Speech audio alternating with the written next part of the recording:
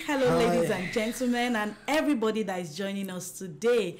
Thank you for joining God's Family Network, Love Talks with Victor and Ronke. My name is Ronke Taiwo, and I'm one of the co-hosts today, and I have here with me Victor Tile. Yeah, Victor Taiwo. I think you can see that the surname looks quite alike. I happen to be married to him, and he is my husband. So thank you for being here today. Thank you. Thank you for sitting with me and joining me on this broadcast. Thank you for hosting us. Actually, we are hosting together, but whatever you say. But today, we just want to discuss something very important, and that is handling conflicts in marriages.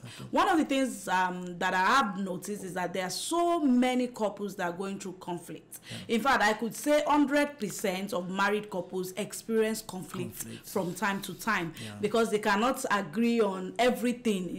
They cannot agree on everything that happens around them. There are times where they would have issues with each other. There are times when they will not agree on something per se. And many people have found out different ways by which they could handle their conflict. Some people will give the silent treatment. Some people, keep malice for some days, and afterwards there are just so many ways by which people handle it. But we are trying to talk about the Christian way by which we can handle conflict, because we know that it's something that's inevitable in most homes. So how do you as a person think that we can handle conflict? Before we go, I'll just mention the definition of conflict. I think conflict simply means that when there's absence of peace, when there's no agreement, when there's disruption, a little bit, it's just like a melody going and there's a disruption and things doesn't seem to be going on well, and that is what it means. So I will just hand over to my husband, and when we have conflict as married couples in homes, how do you think it should be handled? What are the things that should be done? I think the first thing is for couples to know that conflict will always occur. Conflict is part and parcel of being married. The fact that you both come from different backgrounds, you've never actually lived together before. In most cases, you've never. There are some things you don't really know about the person, and you are just getting to know. So somehow it might be a shocker. So we must first bear it at the back of our mind that conflict will come. Conflict will come. No matter how you look at it, be open-minded. Know that disagreement doesn't mean you are not united. It just means that you see things differently, and you need to come to a point of agreement with somebody said you disagree to agree. So when you have a mindset that, okay, look, this person might see these things in another way. Okay, and God puts diversity in marriages so that this person looks at it from his or her background, the other person looks at it from another perspective. So it actually brings an holistic look into issues. So now, when conflicts occur, what are the things to do? I would recommend that anytime there is conflict, we should apply what I call communication and constructive communication, because most of the time the kind of communication that people do when there is conflict actually causes more conflict. People will say, I'll give it back to him or her, just raw, just like that, immediately. If you have to respond immediately, you should still make sure that you weigh your words carefully. Don't abuse the person. Don't use hard words. Use words that can really help the person to see and understand the situation, so that if you're able to communicate why you did what you did, or why you're able to communicate what you did, what you want the person to see, then there's going to be the conflict is going to be pacified, when we're able to discuss things amicably. And most of the time, timing also is included. You need to be able to communicate at the right time. I would say most of the time, if somebody is really boiling, foaming and shouting, the best thing to do at that point is maybe just to keep quiet. Let the person really calm down, and when the person has really calmed down, you can look for another time that you can, you know, be able to discuss with the person on, you know, how you feel about what happened and what, you know, you expected and things like that. So usually it requires timing. We need, you know, the right time to discuss, you know, our disagreements. I usually say this, that, you know, we should, you know, always know the best time. The best time to talk about difficult things. It's not when maybe the man is hungry or the man just comes from a busy day. Very like tired. in Yoruba films, when he's sleeping, you can't wake him up and want to discuss. It's going to really be a problem. So communication should be timed. Communication should be soft. You know, the Bible says soft speech, you know, turns away wrath. So I may be speaking from a pastoral perspective, you know, because I believe God has laid out from the scriptures what are the things we need to do. You know, in order to be able to manage. Before we go into that, I just wanted to add a little bit to the communication aspect. Apart from the fact that you look for the right time to communicate, I think we also have to look closely at the content of our communication. You know, like my husband said, you know, a soft answer. Then another thing we need to do is that in communication, we shouldn't attack the personality of the person. We should attack the issue at hand. You understand? Attack the issue that, okay, it's different when you say, when you tell your spouse, you always do this, in fact you are never this, you do this, you are so rude, how could you, you know, if you look at all those words, they are pointing a finger that, okay, you are the bad person. It's because you are bad. It's because you are evil. That is why that is happening. You know, but most of the time, I always advise people that, you know, focus on your feelings, focus on the experience, and let your spouse know that, okay, what you did made me feel this way. You know, this action evoked this kind of feelings in me. I felt bad, I felt jealous, I felt express how it hurts you, not what it did. You know, okay, for example, if you have a husband that probably likes talking to ladies, you know, talks to a lot of other ladies, hugs them, and, you know, things like that. Instead of saying, oh, you are a useless man, or you are... Seriously, as Christians, we should not abuse each other. You know. No matter what. No, the Bible says if you call someone foolish, as small as they say you are in danger, you are in a serious danger of hell. You know? So, you know, as Christians, you know, don't call people names. Don't say you are dumb, you are foolish. That, or trying to look for a tag for the person that is he not that is a shameless man, he sleeps around. You know, okay, what did you see him do? You saw him probably hugging another lady. How did it make you feel? It made you feel jealous. So when you want to discuss it, you are not discussing, you are doing this, you are doing that, because you probably didn't catch them sleeping with each other.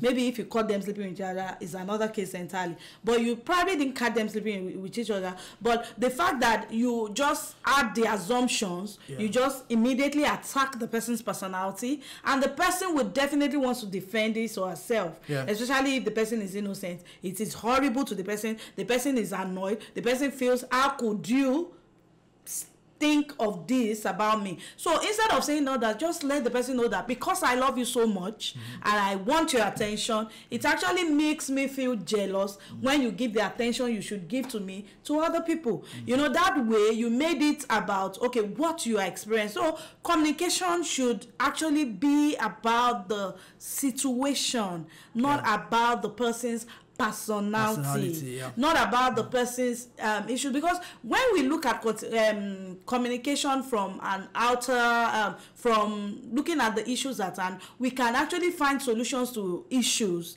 easily. You understand? You won't just feel, oh, it's about this person, it's about this person, it's what this person is doing. But both of you can work together to find a solution. I'll just share an example of I and my husband. When we first got married, we had only one car, and I used to complain that we always were late to different things, and it was a simple thing, because the same car, we were going to drop the child in school and drop me in the office, or then go to his office. We just had a car. So the problem at that point was not my husband.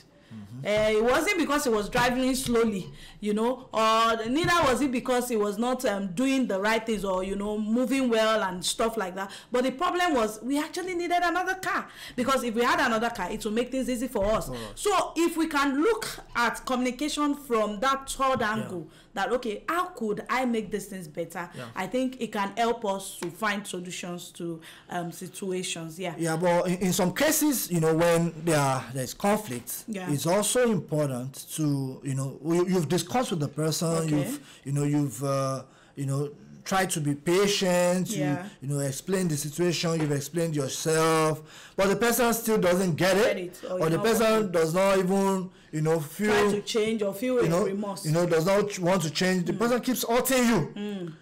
I think it's important to, you know, try to get someone you can trust, like a friend, somebody that you know your spouse respects a lot, somebody that can really help, you know, discuss the matter with the two of you. So because after discussing with your spouse and is not yielding results, it's also important that you have, you know, and most of the time it's always better you have agreed on those kind of things before it happens. This is what I mean. Now, if before conflicts come, you and your spouse, you have been able to sit down and say, okay, fine, if we have issues we cannot resolve, who do we speak to? And usually I encourage people who are yet to be married to, you know, because we did that, you know, before we got married.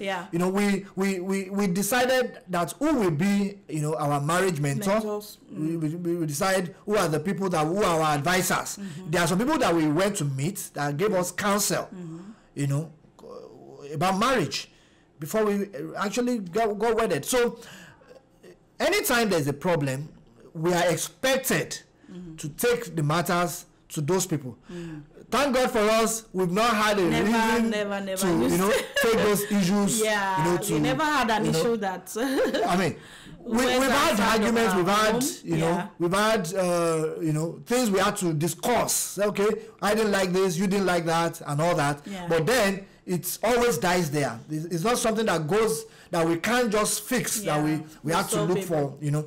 So that's another thing that we might talk about later. But what's important is that if you happen to be in a situation where it's not resolved, it's better not to keep it, you know, killing your marriage. It's better to look for, you know, a trusted friend that you have both agreed together before, in the time of peace, to meet if there is, you know, a conflict like that. And of course, the person will sit with the two of you and listen to you both and be able to, you know, mediate on the matter. Okay, that's the, you know, Bible recommendation for conflict. Now, okay, if you've communicated with the person does not respond, you know, get one or two people that you can talk to, that can speak to the person. Now, if the person, if your spouse still does not change, and does not want to respond, does not want to, you know, understand what you are talking about, then the next point might be to take it to the church. And that's what the Bible said. The Bible says we should take it to the church. And that means take it to, like, the pastor of the church. Okay? So if there is a problem, if you are a believer, you are in church, then your pastor or a pastor in charge of marriage, because some churches, you know, it's not the senior pastor that is in charge of, you know, marriage matters. They have a dedicated pastor that, you know, you know, people can go to discuss if they have issues. The person can sit down with them, advise them, and guide them. But in a case where, you know, the person is not a church person, or you don't really want to take it to the church, there are also specialists. There are people that are trained, who are even paid. Maybe my wife can tell us more about that, because she is a certified neuro-linguistic programmer. She's a life coach, and there are people that are certified in, you know, counseling marriages. Some of them you may have to pay. Some of them, because they are professional services, you know, it's just like you are going to see a doctor. You are going to see a doctor for your marriage. And when you do that, you realize that they will be able to look at it without being partisan. They are not going to take side with anyone. Most of the time, I get people saying that they have issues with speaking to people they know already, especially for some Christians might say, okay, I don't want to speak to my pastor about it because my pastor will support my husband. You know, my pastor doesn't always want to. In fact, some people have gone so far and go and submit to your husband, whatever he says. And the person is like, but you don't understand this issue. And the pastor is like, you are the wife. You should be the one submitting. If he acts like a goat, you be like a sheep, you know, and things like that. But the person still feels, okay, we need a more professional touch. You know, what are the other? Because I won't deceive you, they are very good pastors that have good hearts for the members, but their understanding might be limited in family life or marriages. In fact, we have pastors that beat their wives. We have heard of situations like that, and you wonder that, but this person is a pastor. This person should, you know, understand, you know. So there might be people like that. So it depends on the couple. If you know your husband respects your pastor, you can go and meet, beautiful, it's fine. But if not, you can even go and meet somebody. Like my husband said that the person undoes marriages. You know, recently I was telling my husband, somebody just chatted me up on Facebook, I'm having issues with my husband, he doesn't listen to me, he's abusive, he's this, he's that, I want to just leave the house, I want to separate and divorce. And you know, probably the person felt I would encourage her that, oh, go on. And, you know, one of the things I told her, I was like, if you are sick, you have a leg pain and the leg is very painful, and you go to an hospital that, oh, doctor, in fact, you are almost dying. The pain was so much. And you're like, doctor, this leg is so painful. It's killing me. And the doctor was like, it's so painful. Nurse, please, can you help me get a saw there, a chainsaw? Let's cut off the leg. As a person, why will you will run away? You know, why will you cut it off now? Won't you even give me drugs? You know, so even as doctors, there are things they would recommend. You know, they could recommend that, okay, take a drug. They could say, okay, if the drug is not, they could say, okay, at another level, come and take injection. The injection is like, oh, then you have to do surgery. You know, they would try everything before they ever think of cutting the leg. And that is what the kind of mentality we should have in marriages. It's not about the fact that so far a problem happens now, then I'm out. You know, anything that happens, I'm out. It doesn't work that way. If you're having headache, you don't cut off your head and say, okay, because I have an headache, I have to cut off my head. In fact, the headache is almost killing me, let me cut it off. Then you are a dead man. You understand? So we should understand that there are other people that we can speak to, and in some cases, some people speak to families. It's just look for the best setting for you as a family. For some people, they call their family members, you know, extended families, and they talk about it. There's nothing bad in that. Though the problem with the families must be selective. Must be selective. You know, because they too, they have their own preconceived notion.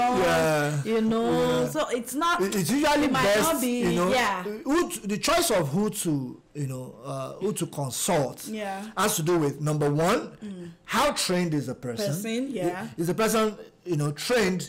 Like most pastors are trained anyways in counseling. Most of them have experience. They've been counseling for years. Okay, but many of these pastors have gone to Bible school. They've gone to, so they've learned about counseling. You know, okay, but there are other professionals, just like my wife said, who are actually trained too.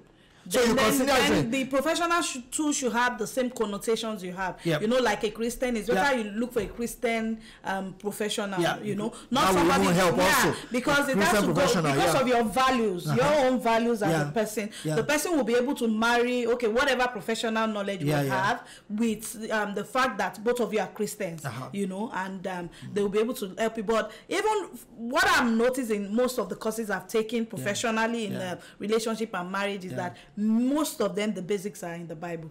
Most of them, because you just wonder that this thing they are teaching me, this is Bible. You know, most of this emotional intelligence, you know, all those things that we learn as coaches, they are found from the scriptures. So majority of this kind of people can help you. So I think it's about the fact that it's not bad to ask for help. And it's good to look at the lifestyle of whoever you are going to meet. For example, if you are asking somebody who has divorced, you know, his or her husband, yeah, about advice about what issues you are facing in your home, you know, definitely the person is going to come up with an idea of divorce very soon. Yeah, does it really matter? Well, yeah, it does. Because probably I think it depends on the situation that the person who is divorced found themselves with.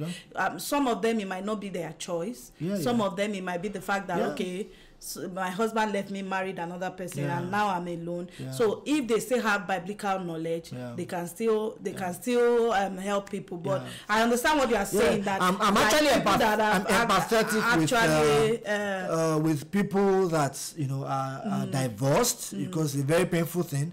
But what I'm just trying to say is that if you know, if you want to look for advice on a particular subject, for example, you want to ask about making money, it's best you ask from somebody who is making money in the area you want to make money. Somebody has achieved somebody who knows it, who is practicing it. So if you want to ask about somebody about marriage, it's always good you look at if this person is a wife beater, if you go and ask advice, after some time it will tell you, look, this wahala your wife is giving you is too much. Why don't you try a slap and see it will reset her? You know, there are men that have that kind of mentality. That, look, you just need to give her a resetting. As if, you know, so that you will have a brain reset. You know? That's why, you know, it's not every friend that you should that can give you that can advise you. It's not every, even family member. So you must know, that's why it's always good, even before conflict comes, the two of you have looked at, you know, families that are doing well and choose, if we have unresolved issues, who can we go to? So that you can at least have then another thing that this just came to my mind now, I wasn't even thinking of it, is that the fact is that most of the time your resolve is the most important thing, your desire and your determination to take a step. You know, I always notice that whenever I just say I want to take a step, probably I just have an idea that I want to learn about this and I want to take a step. Immediately I might just see somebody talking about it and say, this is something that is happening, if you want to know about it, and I'm like, are these people reading my mind? How come they know that this is what? So something about God is that he just wants our willingness. You know, the Bible says that if you are willing and obedient, you will eat the good of the land. You know, he wants our willingness for change, our willingness for help, because you just notice that sometimes God will just send somebody along your path, you know, that can even help you in that situation, that might not even know what you are going through, and or you can just go to church and that Sunday, you know, that will be what your pastor will preach, and you'll be like, does this man know? You know, so sometimes it happen like that. So why am I saying all this? We should always not forget the part of praying too. We shouldn't say, because most of the time the information on the internet, when somebody has a problem and say pray about it, people are like, is it prayer will we eat? Is it you know, people attack it, and I'm scared. I'm like, why should people attack prayer? You know, I'm serious. Some people will even write, you know, all these people that post on their, some of them will write, I'm going through this, I'm kiniko. Then after they will write NB, matured advice, please don't advise me to pray, because I've already prayed. You know, like there's a cack or something the devil is trying to do to, you know, take away the place of prayer. Because sometimes in the place of prayer, God will give you a solution. You know, prayer is not just about, I've said it. And that also, you know, brings me into the subject of, you know, challenging couples to fight for their marriages. Don't give up too soon. I noticed that most of the time when people give up, you know, say, I've tried all I could, let him or her do what she wants or what he wants. I've just given up. Then that's giving up. Don't give up. You know, I used to say this, you don't pray, you have not prayed until you get your answer. So if you say, I've been praying, I don't want to pray again, so then you have not prayed. You pray when the answer comes. It's just like somebody said, I've been reading, I scored 0. No. The day the evidence of you reading is when you pass very well. So people will not accept it when you say, I've read but I got 0. Okay, so you keep reading till you pass. When you pass, you say, okay, this guy in fact knows book. it's the person that passed that people will say knows book. So I just want to encourage us, let's fight for our marriages. Don't let's give up on it. Don't give up too soon.